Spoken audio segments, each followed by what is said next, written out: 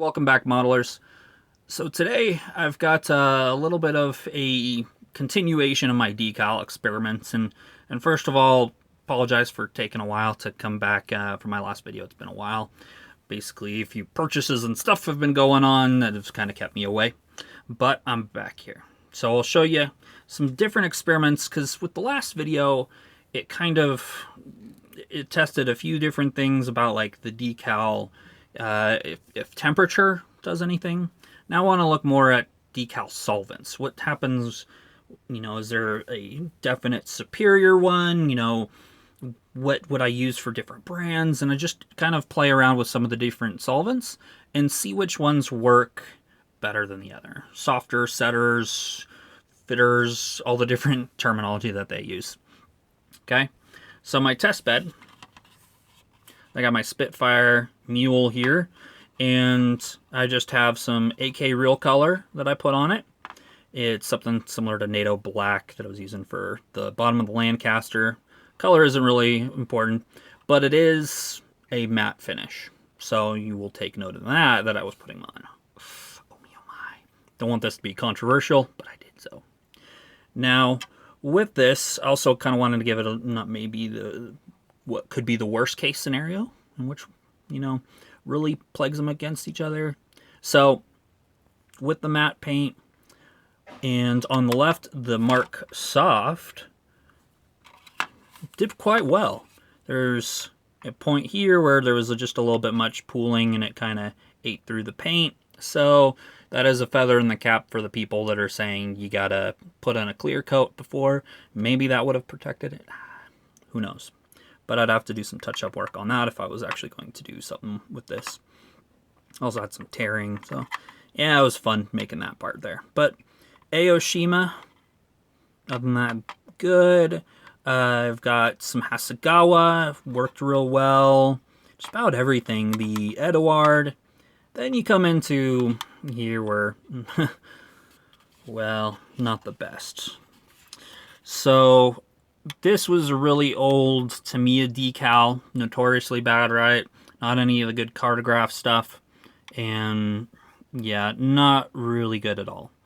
So need something a little bit more gusto to have it sink into those panel lines and all the rivet detail to be back. Then I put in some of these tack-on decals that I had, and better, but still not good, especially how this is getting into some silvering.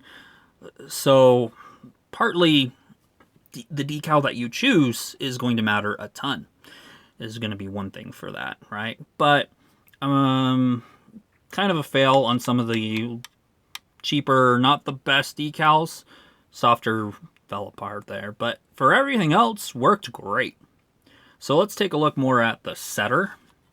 So a setter, you can see that same Tamiya decal, it did work a little better. So you get a little more detail with that.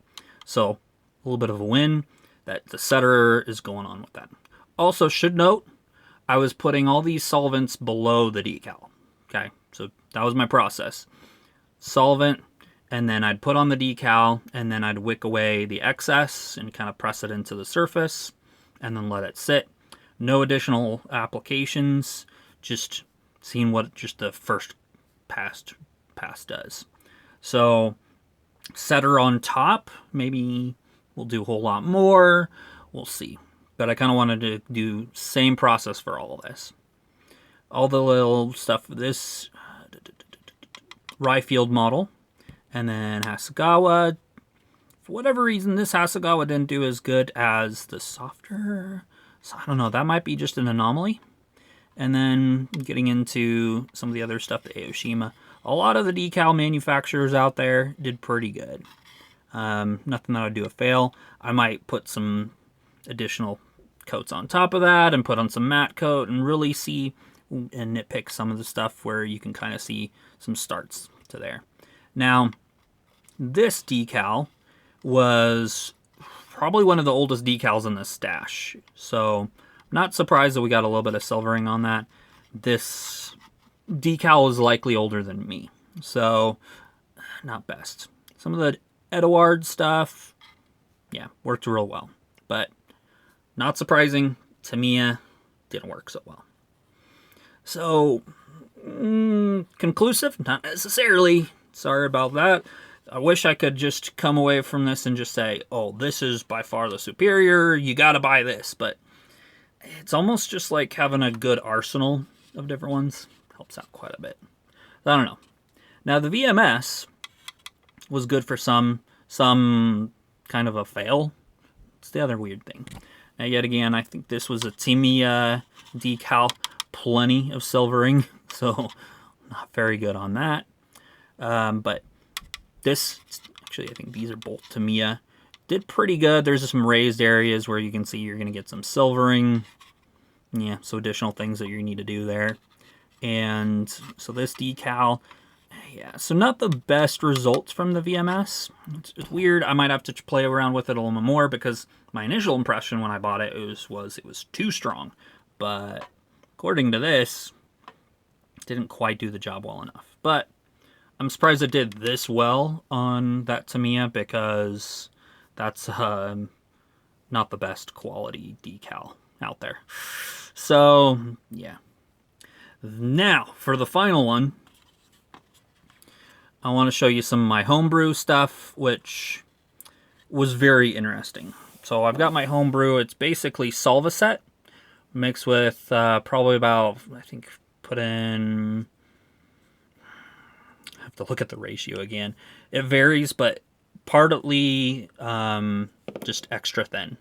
So it's a bit spicy, you can tell. Now, for this, I started out here and will continue to do it just the same way as put it underneath, and the decal would melt before I could position it. Way too much. So this one, homebrew, might do really good. If I do another step to this video, I might use that on some of this other stuff here and see if it can fix that. But yeah. So otherwise, I just use water on these other and then put it on top to kind of get a little bit of an idea. But sadly, not the magic potion that I was hoping for. So now that I've shown you what it looks like just with like the single pass and everything, I'm going to do a little bit more playing around with these. And I want to show you what it's going to be with my special brew maybe on top of these and see if I can fix some of the silvering with the hotter stuff. But what I've come to kind of understand, there's a lot of similar formulas it seems with these. Some do react better than others. Some work really well, but you might need a couple passes on them. It's not just a single application by any means.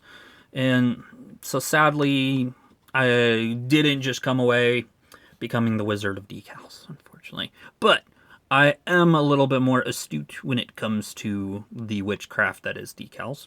And got through some of these, some pretty good results, I guess. But some of them, we're going to need some more on there. So for my next part in here, I'm going to play around a little bit with some of my solutions. I've also got another witch brew here. So this is trying to do leveling thinner. And my ratio I actually wrote down on it is the 25% Mr. Leveling Thinner and then 75% solvent. I'm going to see what that does as well and see if that becomes something where if you run into some really bad silvering, how can you salvage it? And so we'll try to have a repair kit where hopefully I was just going to be able to find you the perfect solution to make it so that you wouldn't have any issues. And I know some of you are going to say, well, it's called future, but no. Trust me on that. Beyond there, yep. So let me play around with some of the special brew and see what happens. All right, so I've got my handy dandy super duper tools here. And we're going to see if we can salvage. This side worked out pretty well. Here's one spot. So let's see if we can get some of this silvering down, especially all of that. Some of our magic brew.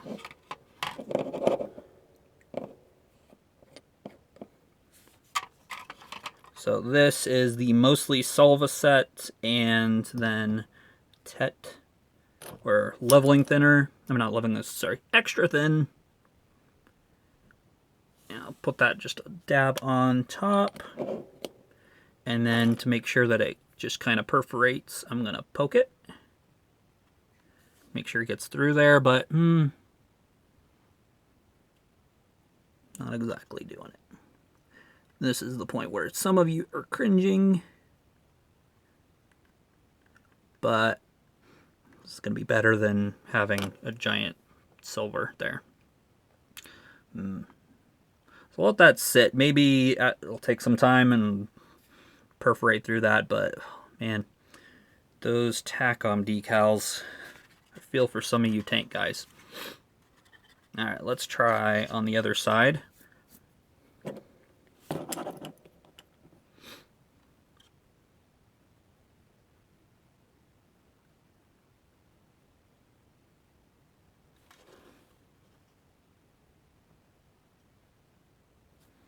Okay, and then make sure it gets through.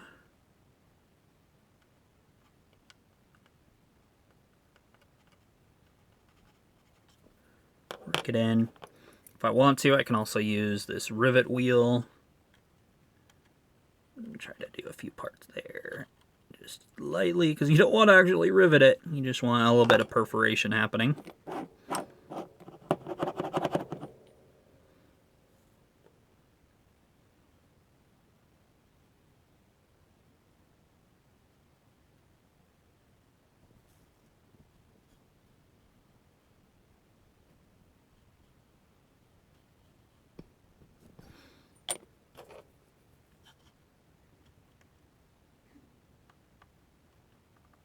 Okay, so play around that a little more. But let's see what happens with the potentially very, very spicy mix. So this is going to be the leveling thinner and solvent. I don't know what 100% to expect. I'm going to let that sit on there a sec. And I want to see if it actually eats through.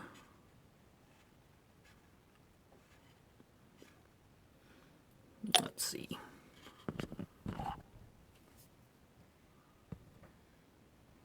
Might have to let that sit. That might be doing something pretty dang good, but since it actually has some thinners in it, I gotta be very careful. This is probably the point where some of you are choosing to watch somebody else on YouTube. But man, just for entertainment purposes, chill out. What's the worst that could happen? I'll just wreck mine a little, right? So, let's see.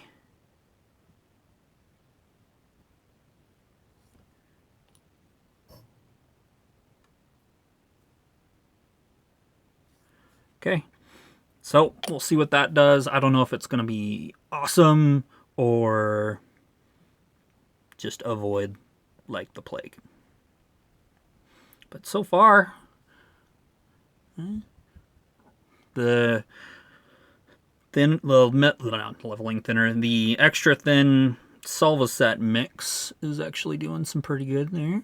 So we'll have to give that some time. Let's find another. This EX57 was atrocious.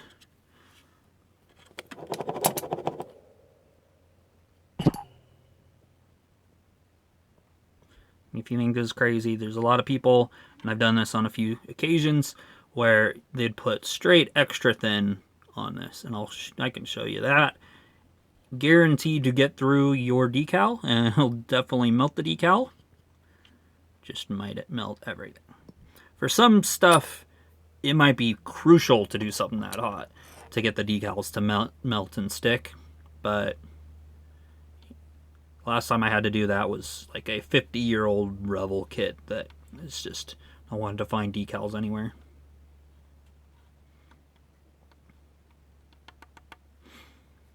Okay, let that do its magic.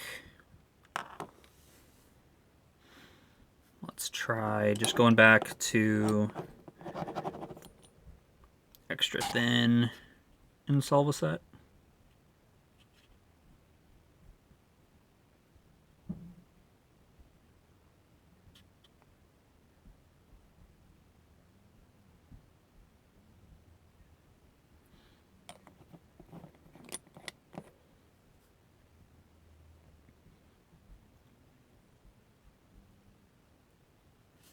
Okay. And just for the heck of it, why not? So let's see if I can see what happens and show you potential. So let's put some extra thin on this here.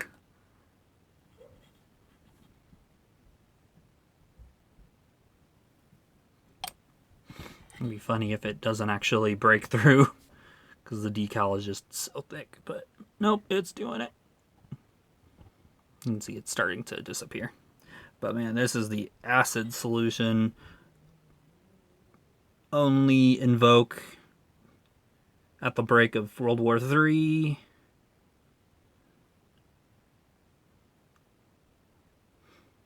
Because it's just as easy to goof on this and just completely trash it.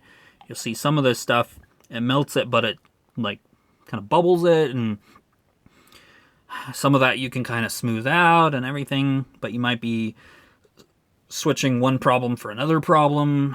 So it's kind of, you could, but whether or not you should, say that. So let's try Hasagawa. That's not adhering.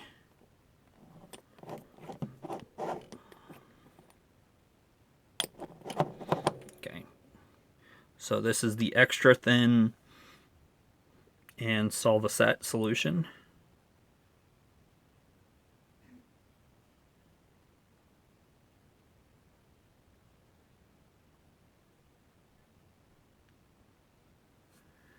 So we'll let that do it.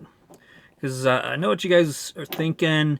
Some situations, you know, even in some decals, applying it to the smoothest thing possible, glass, it's still going to have issues. And so you need something strong to make sure that it actually adheres and forms to it. And so finding the right solution can be very critical on all of us, right? And some of these, you might be too much, right? So think of it just like I was talking about having peppers. Would you feed everybody a ghost pepper? No. But for your buddy Bill, oh, it's perfect, right? Then you gotta, if you do not put your meal, spice up your meal with ghost pepper, it's pointless. You're not even gonna come. But man, you've got good old John there, and if it's anything other than anything spicier than ketchup, he's never gonna talk to you ever again. So that's the thing. Some of the decals out there, really great. Practically, you don't need any solvent and it will look awesome, right? Some of them, you're gonna need a little bit to just kind of adhere it, and just a standard softer, like Mark softer, and you're great. But some of them out there, my goodness, you're going to have to practically put hydrochloric acid on it to make sure that it works properly. Okay, so there you go. EX57 here is doing the job. Even getting that old 915 here is actually worked pretty good on this side. Some of these other ones I'm probably going to just give up on. But let's actually check here. Some of these raised surfaces. Let's go with the MLT mix.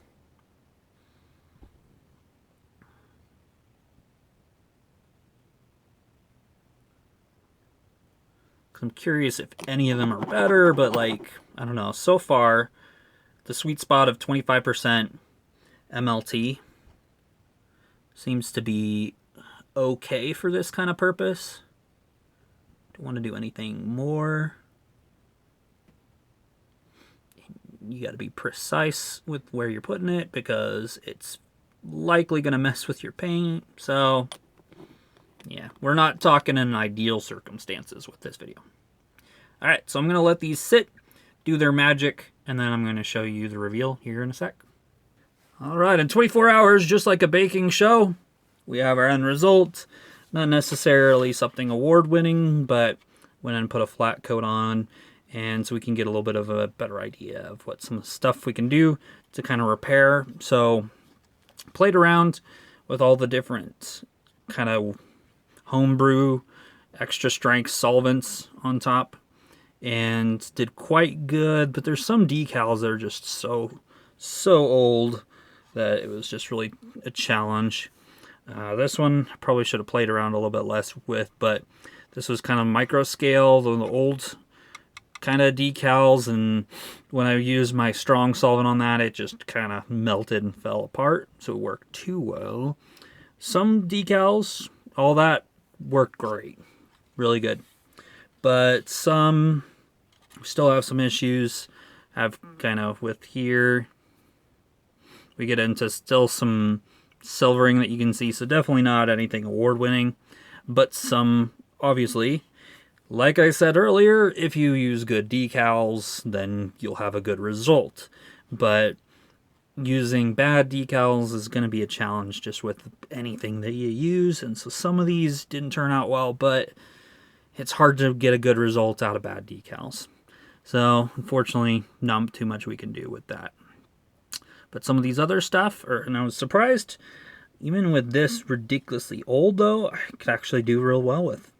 The Hasegawas, I could actually do pretty well with. Those ones are usually pretty challenging. So some of these turned out pretty well on there. Even doing the horrible flat coat before putting down the decals. The Tamiya in the end came out okay. Still some stuff with there. Yeah. So not necessarily a how-to, the best way to do it, but definitely learned a few things on here. So let me know what questions that you have.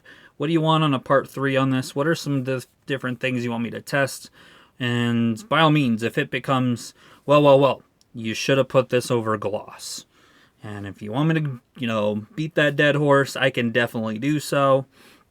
My bet is, unless I put enough gloss on it, that it fills in the rivets, it's not really going to do much of anything. So, but if you want, that could be the next video for decals. We can move on to something else. But until next time, let me know in the chat. We'll talk to you on the next one.